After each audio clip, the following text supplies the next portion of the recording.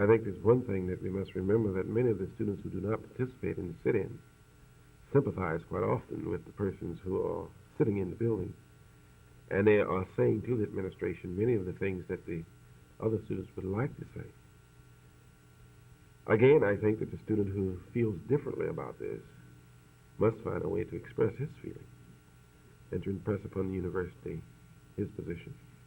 And I think now you're beginning to see this in some of the universities, where students are who disagree with the students who are sitting in. They will express their disagreements.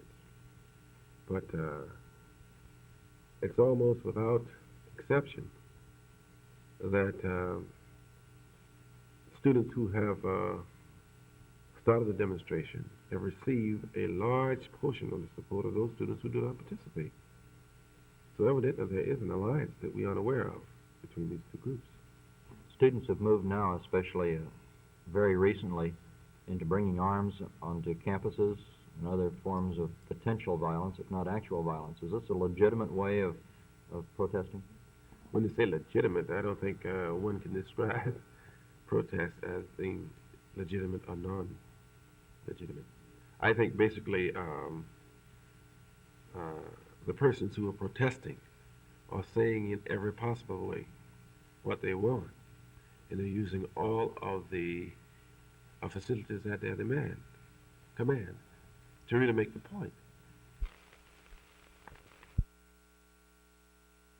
The cost of school lunches in the Dallas Independent School District is going up 5 cents per plate within the next couple of days, effective at least until the end of the school term.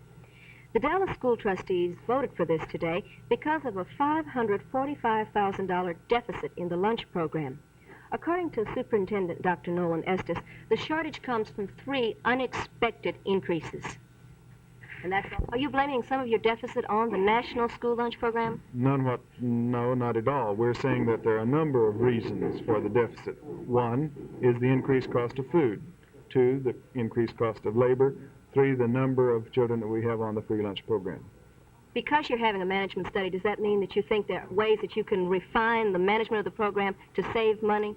Yes, thus far we have had a number of indications which suggest that there are ways that we can improve next year to increase our income and decrease costs. One in particular would limit the type of service that we provide to elementary school children to the type A plate only, rather than providing a la carte selections to elementary school children.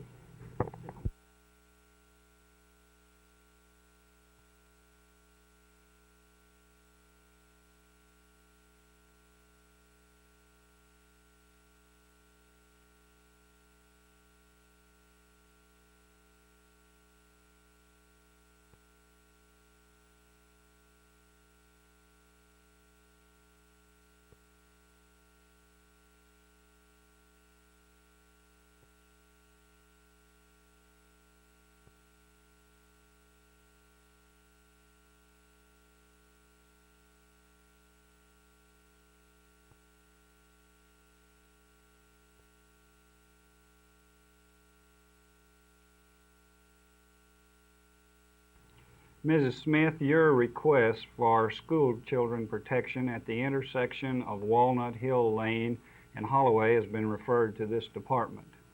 The School Children's Safety Committee, which is made up of city officials, school officials, and interested citizen organization, has had this intersection under study for some time.